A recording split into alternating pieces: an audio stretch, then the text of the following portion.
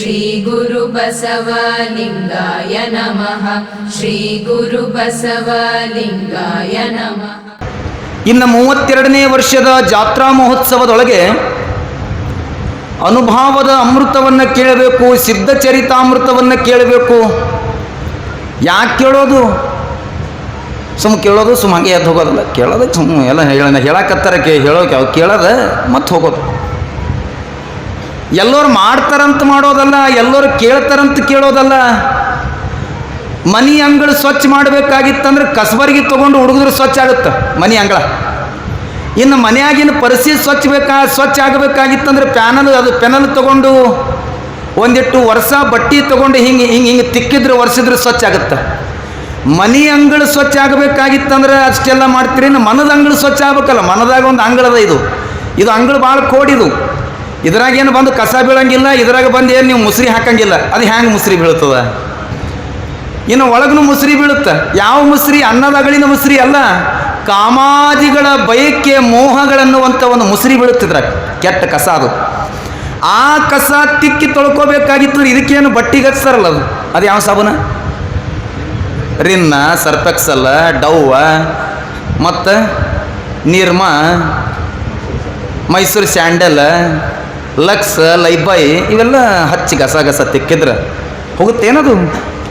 ಮ್ಯಾಲಿಂದ ತೊಳ್ಕೊಬೋದು, ಒಳಗಿಂದ ತೊಳೆಯವ್ರು ಯಾರು? ಒಳಗೆ ಯಾರು ನೋಡಿರಿ? ಯಾರು ಹಣಿಕೆ ಹಾಕಿ ನೋಡಿರಿ? ನನ್ನ ಒಳಗೆ ಹಿಂಗಾದಂತ ಯಾರು ನೋಡಿರಿ? ನೀವು ನೋಡಿಲ್ಲ, ನಾನು ನೋಡಿಲ್ಲ. ಇನ್ನು ಒಳಗಿನ ಅಂತರಾತ್ಮದ ಬೆಳಕನ್ನು ಸ್ವಚ್ಛಾಗಿ ಇಟ್ಟುಕೊಳ್ಳುವ ಸಲುವಾಗಿಯೇ ಸಿದ್ಧ ಬಸವನ ಚರಿತೆಯನ್ನು ಈ ವರ್ಷ ನಾವು ಕೇಳೋದು. ಅವನು ಕೇಳ್ಕೊಂಡು ಅರ್ಥ ಮಾಡಿಕೊಂಡು ಅನುಗ್ರಹದಿಂದ ನಡೆಯೋದು. ಯಾಕೆ ಇವತ್ತಿನ ಬದುಕನ್ನು ಕಾಯಕವೇ ಕೈಲಾಸ ಮಾಡೋದು? ನೀವು ಏನೇ ಮಾಡ್ರಿ, ರಸ್ತೆ ಪಕ್ಕದೊಳಗೆ ನಿಂತು ಒಂದು ಬದುಕಿನ ಕಾಯ್ಕ ಮಾಡಬೇಕಾದ್ರೆ ಸ್ವಾಭಿಮಾನದ ಬದುಕಾಗಿರ್ಬೇಕು. ಸ್ವಾಭಿಮಾನದ ಬದುಕಿದು. ನಾನು ನಿಷ್ಠೆಯಿಂದ ದುಡಿಯಾಕತ್ತೀನಿ, ನಿಷ್ಠೆಯಿಂದ ಬದುಕು ಮಾಡಾಕತ್ತೀನಿ. ಒಂದು ಕತೆ ನೆನಪಿಗೆ ಬರುತ್ತೆ. 12ನೇ ಶತಮಾನದೊಳಗೆ ಮೋಳಿಗೆ ಮಾರಯ್ಯ ಮತ್ತು ಆ ತಾಯಿ ಮಹಾದೇವಿ, 12ನೇ ಶತಮಾನದೊಳಗೆ ಮೋಳಿಗೆ ಮಾರಯ್ಯ ಮತ್ತು ಮಹಾದೇವಿ ಎನ್ನುವಂಥ ಸತಿಪತಿಗಳು. ಅವ ಜಮ್ಮು ಕಾಶ್ಮೀರದ ರಾಜ ಆಗಿದ್ದ ರಾಜ. ಅವ ಬರೆದ ವಚನ ಇದು: ಆನೆ ಕುದುರೆ ಬಂಡಿ ಭಂಡಾರವಿದ್ದಡೇನೋ, ಉಣ್ಣುವುದು ಪಡಿ ಅಕ್ಕಿ, ಕುಡಿಯುವುದು ಒಂದಾವಿನ ಹಾಲು, ಮಲಗುವುದರ್ಧ ಮಂಚ. ಈ ಹುರುಳಿಲ್ಲದ ಸಿರಿಯ ಮೆಚ್ಚಿ ಕೆಡಬೇಡುವ ಮನುಜ, ಇದು ಯಾವುದು ಸಂಗಡ ಬರಂಗಿಲ್ಲ. ಇದ್ರಾಗ ಮೆಚ್ಚಿ ಕೆಡೋದು ಬೇಡ, ನಡಿ ಶಿವನಾಮ ನುಡಿಯೋಣ ಅಂತ ಅನ್ಕೊಂಡು ಅಂಥ ರಾಜ ಅಂತಃಪುರವನ್ನು ಬಿಟ್ಟು ಕಲ್ಯಾಣಕ್ಕೆ ಬರ್ತಾನಾತ. ಕಲ್ಯಾಣಕ್ಕೆ ಬಂದು ಎಂಥ ಕಾಯ್ಕ ಮಾಡ್ತಾನೆ ಗೊತ್ತೇನಾತ?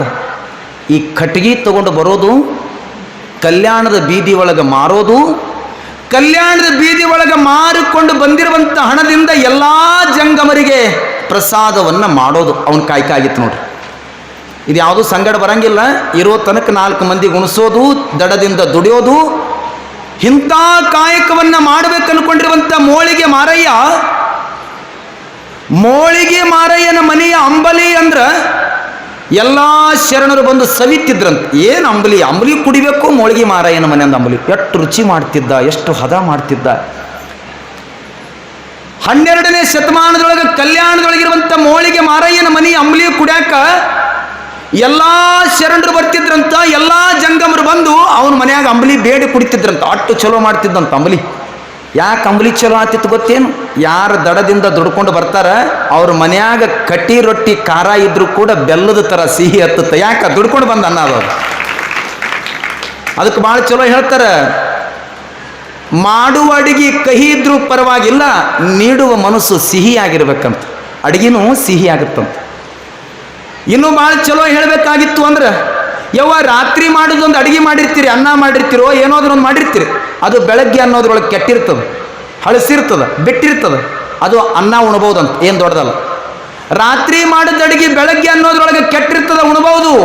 ಆದರೆ ನೀಡಾ ಕೈಗಳು ಯಾವತ್ತೂ ಹಳಸಬಾರ್ದು ನೋಡ್ರಿ, ತಲೆಯಾಗಿಟ್ಕೋರಿ. ನೀಡಾ ಕೈ ಹಳಸ್ತಂದ್ರೆ ಹುಗ್ಗಿನೂ ಕೂಡ ಕಹಿ ಹತ್ತಕ್ಕೆ ಚಾಲು ಆಗುತ್ತೆ. ಆದರೆ ಮೋಳಿಗೆ ಮಾರಯ್ಯನ ಕಾಯಕ ಸಿಹಿಯಾಗಿತ್ತು. ಅವನ ಮನೆ ಅಂಬಲಿ ಕುಡಿಯೋದು ಕಂಡು ಬಸವಣ್ಣನವ್ರು ಅಂತಾರಂತ, ಎಲ್ಲ ಜಂಗಮರು ಅಮರಗಣಗಳು ಆ ಕಡೆ ಹೋಗಿ ಅಂಬಲಿ ಕುಡಿಯಾಕತ್ತಾರಲ್ಲ, ನಾನು ಹೋಗಿ ಮೋಳಿಗೆ ಮಾರಯ್ಯನ ಮನೆಯ ಅಂಬಲಿಯನ್ನು ಸವಿಬೇಕು ಅಂತ ಅನ್ಕೊಂಡು ವೇಷವನ್ನು ಮರೆಸಿಕೊಂಡು ಮೋಳಿಗೆ ಮಾರಯ್ಯನ ಮನೆಗೆ ಬರಬೇಕಾದ್ರೆ ಮೋಳಿಗೆ ಮಾರಯ್ಯನ ಮನೆ ಗುಡಿಸಲಾಗಿತ್ತಂತ. ಗುಡಿಸಲು ಅದಕ್ಕೆ ಅಂತಾರೆ ನೋಡ್ರಿ, ಗುಡಿಸಲದೊಳಗಿರುವಂಥ ಅಂಬಲಿನೂ ಭಾಳ ಸಿಹಿ ಹತ್ತತ್ತಂತ. ಗುಡಿಸಲಾಗಿತ್ತಂತ. ಗುಡಿಸಲು ಕಂಡು ಬಸವಣ್ಣನವ್ರು ಹತ್ತಾರ, ಎಂಥ ಕಾಯಕಪ್ಪ ಈತ ಶರಣಂದು, ಅಂಬಲಿಯನ್ನು ತಂದು ಎಲ್ಲ ಶರಣರಿಗೆ ಹಸ್ತನಲ್ಲ ದುಡಿದು, ಎಂಥ ಈತನ ಕಾಯಕ ಅಂತ ಅನ್ಕೊಂಡು ಮನೆಯ ಅಂಗಳದ ಹೊರವಲಯದೊಳಗೆ ನಿಂತುಕೊಂಡು ಅಮ್ಮ ಕರೀತಾನೆ ಶರಣನ ಹೆಂಡತಿಯನ್ನ. ಮೋಳಿಗೆ ಮಾರಯ್ಯನ ಸತಿಯನ್ನ ಕರೀತಾರೆ ಬಸವಣ್ಣನವರು. ಅಮ್ಮ, ನಿನ್ನ ಮನೆಯ ಅಂಬಲಿಯನ್ನು ಕುಡಿಯುವ ಆಸೆಯಿಂದ ನಾನು ಬಂದಿದ್ದೇನೆ, ಅಂಬಲಿಯನ್ನು ಕೊಟ್ಟು ನನ್ನ ಹಸಿವೆ ತಣಿಸಿವೆಯಾ ಅಂತ ಕೇಳ್ತಾರೆ ಬಸವಣ್ಣನವರು. ಆತ್ರಿಪ್ಪ ಬನ್ರಿ, ಒಳಗೆ ಬರ್ರಿ, ನಿಮ್ಮಂಥ ಶರಣರು ಬಂದು ಕುಡಿಯುವುದರಿಂದ ಮನೆಗೆ ಚಿಂಬೆಳಕು ಚೆಲ್ಲುತ್ತ, ಹೊಂಬೆಳಕು ಚೆಲ್ಲುತ್ತ, ನೀವು ಬನ್ರಿ ಅಂತ ಅಂದ್ಕೊಂಡು ಬಸವಣ್ಣನವರನ್ನು ಕೂಡಿಸಿ ಅಂಬಲಿ ಕೊಟ್ಲಂತ ಕುಡಿಯುವುದಕ್ಕೆ. ಅಂಬಲಿ ಕುಡಿದು ಬಸವಣ್ಣನವರು ಹಾಗೆ ಹೋಗಲಿಲ್ಲ.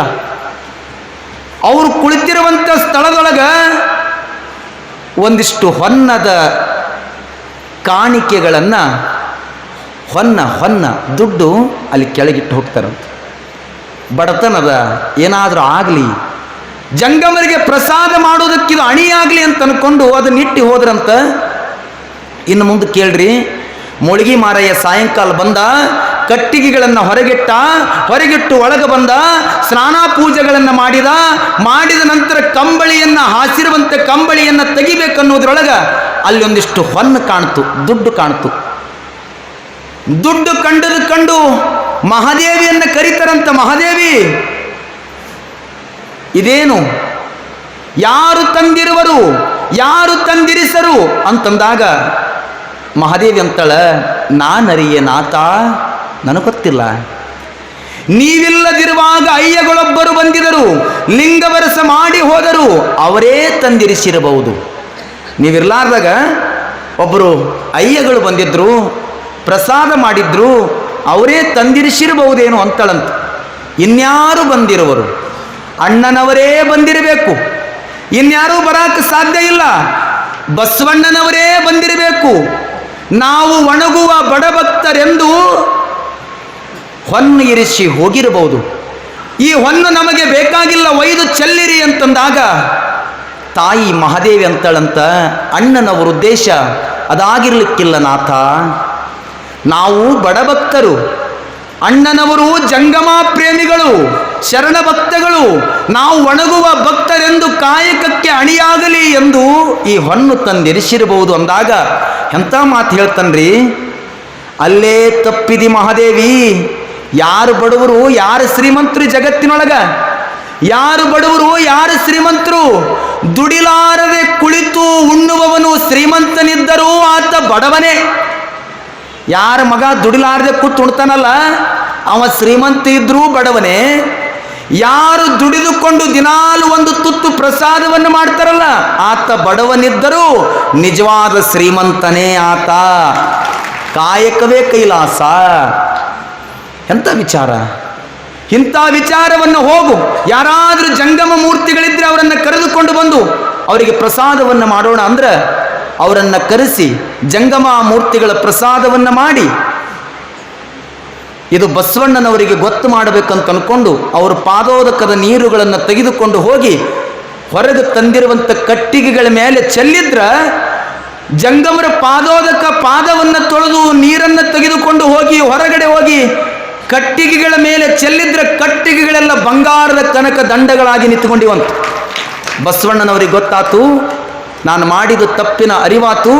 ಅವರು ಬಂದು ಮೋಳಿಗೆ ಮಾರಯ್ಯನನ್ನು ಅಪ್ಪಿಕೊಂಡು, ಇನ್ನು ಯಾರು ದುಡಿದುಣ್ತಾರೆ, ಯಾರು ಸತ್ಯಪದದಿಂದ ಕಾಯಕವನ್ನು ಮಾಡ್ತಾರೆ, ನಿಜವಾದ ಕೈಲಾಸ ಅಲ್ಲೇ ಇದೆ ಅನ್ನೋದನ್ನು ಬಸವಣ್ಣನವರು ಈ ಸಮಾಜಕ್ಕೆ ಸಾರಿದ್ರು. ಕಾಯಕವೇ ಕೈಲಾಸ. ಏನು ಹೇಳಿದ್ರು? ಕಾಯಕವೇ ಕೈಲಾಸ. ಇಲ್ಲೆಲ್ಲದ ಕಾಯಕ ಮಾಡೋದು? ಈಗ ಮುಂಜಾನೆ ಹಿಡಿದು ಸಂಜೆ ತನಕ ಅದು ಮಾಡ್ದೆ, ಇದು ಮಾಡ್ದೆ, ಹಂಗೆ ಮಾಡ್ದೆ, ಹಿಂಗೆ ಮಾಡ್ದೆ. ನಾವೇನರೇ ಹೇಳೋದು ಅಂದ್ರೆ ಅದನ್ನು ಹಂಗೆ ಮಾಡೋದಕ್ಕೆ ಹೋಗೋದು, ಹಿಂಗೆ ಸತ್ಯಪಥದಿಂದ ದುಡಿಯೋದು, ಸತ್ಯ ಪದದಿಂದ ಇರೋದು ದೇವಲೋಕ ಮರ್ತ್ಯಲೋಕ ಬೇರೆಲ್ಲಿ ಕಾಣಿರೋ, ಸತ್ಯದಿಂದ ದುಡಿಯುವುದರೊಳಗೆ ದೇವಲೋಕದ. ಇಂಥ ವಿಚಾರಗಳನ್ನು ತಿಳಿಸಿಕೊಳ್ಳೋದೇ ಇವತ್ತಿನದ ಪ್ರವಚನದ ನುಡಿಮಾತುಗಳು ಅನ್ನೋದನ್ನು ಇವತ್ತಿನ ದಿನ ತಮ್ಮೆಲ್ಲರಿಗೂ ಕೂಡ ಹೇಳುತ್ತಾ